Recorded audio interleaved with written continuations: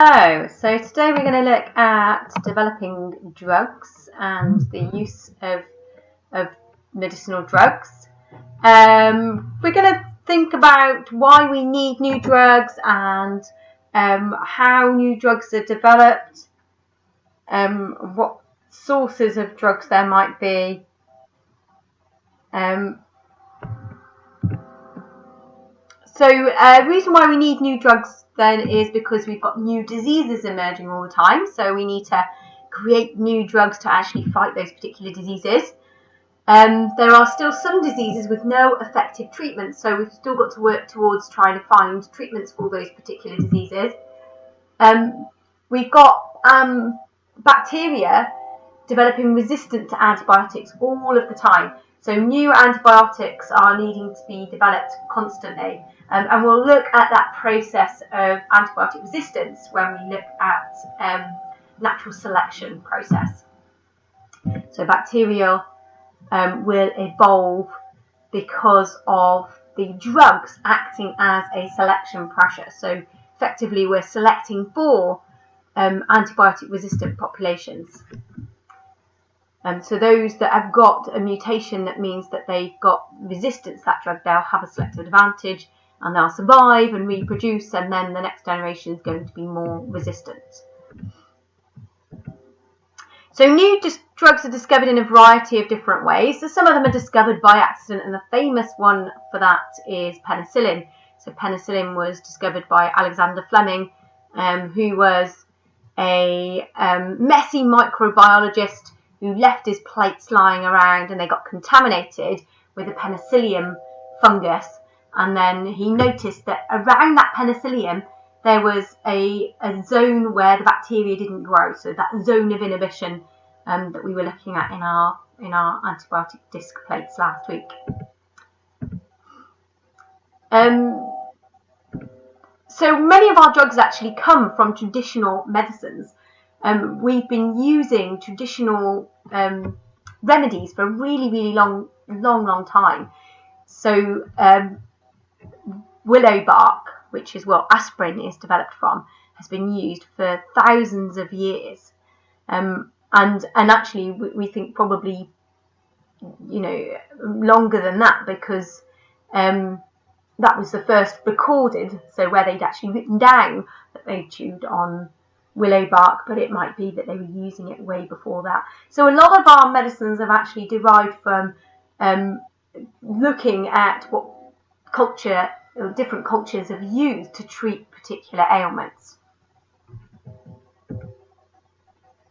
So 80% of the world population actually rely on traditional medicines. India have got 7,000 different plants that they'll use for traditional medicines, and China 5,000 different plants that they might use, and Europe as well. We will use some traditional plants, but a lot of our modern drugs then actually will originate from traditional plants that we have used. So one example of that, a really good example of that, is digitalis. So digitalis comes from foxgloves. So digitalin is the name of the drug, and the species name for foxgloves and digitalis purpurea. So it used to be used by herbalists, and it's used for cardiac conditions. So it helps to regulate the heartbeat, particularly if it's fast, and not slow down that heartbeat. Other natural medicines include things like buscopan, which is used for IBS treatment, which is from corkwood trees, and ancient Hindu physicians are known to actually use this tree a long time ago. So it's an ancient tradition. And we actually develop quite a lot of our drugs now from tropical plants. And when we look at biodiversity, we'll talk about the importance of conserving biodiversity. But one of the arguments is, yes, we have got a lot of drugs that derive from tropical plants, but there are also an awful lot of plant species that we haven't actually explored fully. So there is potential for there to be a treatment for something that currently we don't have a treatment for amongst the chemicals that we find in those plants. So I just want to remind you, while we're thinking of chemicals produced in plants, obviously they're not produced for us, they're produced for them to protect them. So it's their chemical defences that they're producing. And just to remind you, we've got things like terpenoids that are antibacterial and antifungal. And an example for that would be menthol, so that sort of minty flavour. That's a terpenoid. The pine flavours smell, so quite a strong smell. We've got phenols as well, so those are antibacterial and antifungal, and they've also got pesticide properties, and an example of that would be tannins. And they've got alkaloids, so a lot of our medicinal drugs are actually alkaloid based. So they've got various ways in which they act, but most of the alkaloids that we will use in medicine, which is what we're thinking about at the moment, are opiate alkaloids. So those actually affect the nervous system, so they're used as anaesthetics or as painkillers and things like that.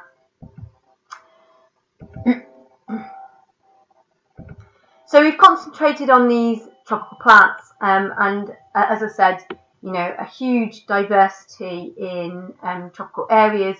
So there are lots and lots of new drugs we are yet to discover. But we've also got lots of wild and cultivated plants in the UK that we could potentially use. And one thing that they're starting to do now is to take this chemical fingerprint, and using these chemical fingerprinting techniques in order to try and see if any of these chemicals that are produced by plants, because usually it's a cocktail of lots of different chemicals that are produced in plants, whether any of those can actually be potentially used as medicine. So we've discovered anaesthetics, and there are lots of different anaesthetics available. But I was talking about alkaloids earlier, and the opium that you get from opium poppies is an example of an alkaloid. So it affects the nervous system, and it means that those nerves can't actually carry impulses, which means that people don't feel pain. So they'll use the sap of unripe poppies, and it's been used for a really, really long time, so Neolithic times. 12th century, we've got then opium from poppies used. 19th century, then morphine used. So it's a traditional medicine that's been used for a very, very long time. Aspirin from willow bark, which I mentioned before, and actually that has evolved. So we started off just by chewing on willow bark, but we do know that the active ingredient actually causes stomach bleeding. So as early as 1897 then, they added an acetyl group to actually reduce that side effect. So they tweaked the chemical composition of salicylic acid or salicin over time to actually make it have less side effects and be more effective. And they do that by inhibiting the COX enzymes that are involved in the synthesis of prostaglandins.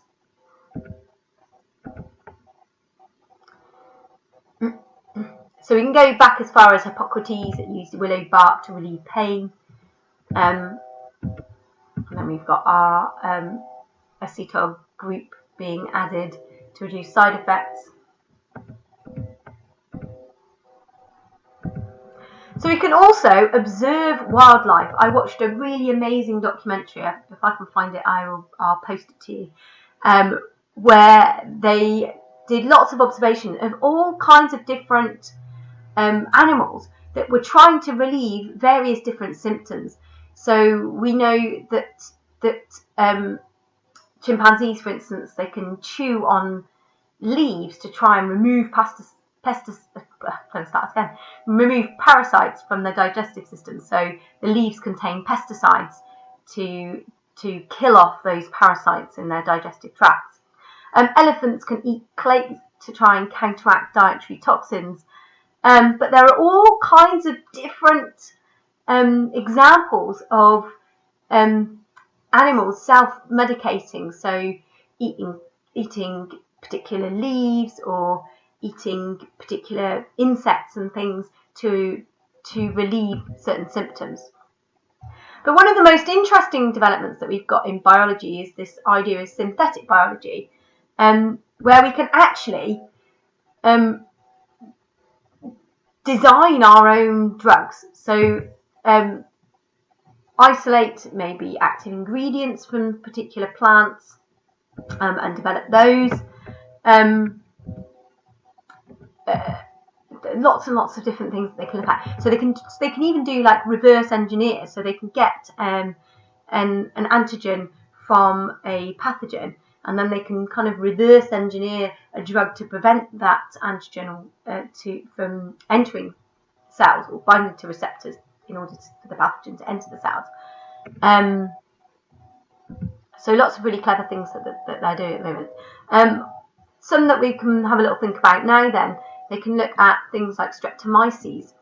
So they can look at how the genes of those things, those organisms work.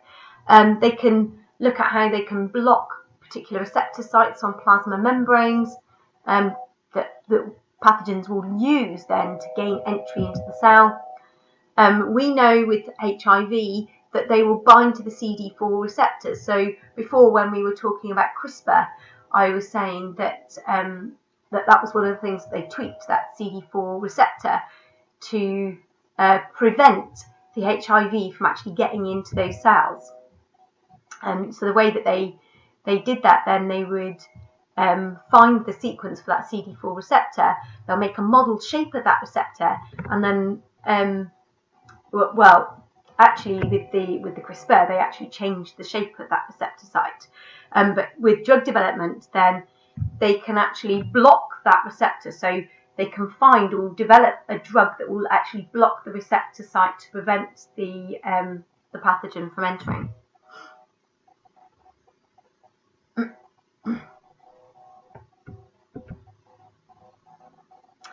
And this is another or a couple of different videos that you can look at.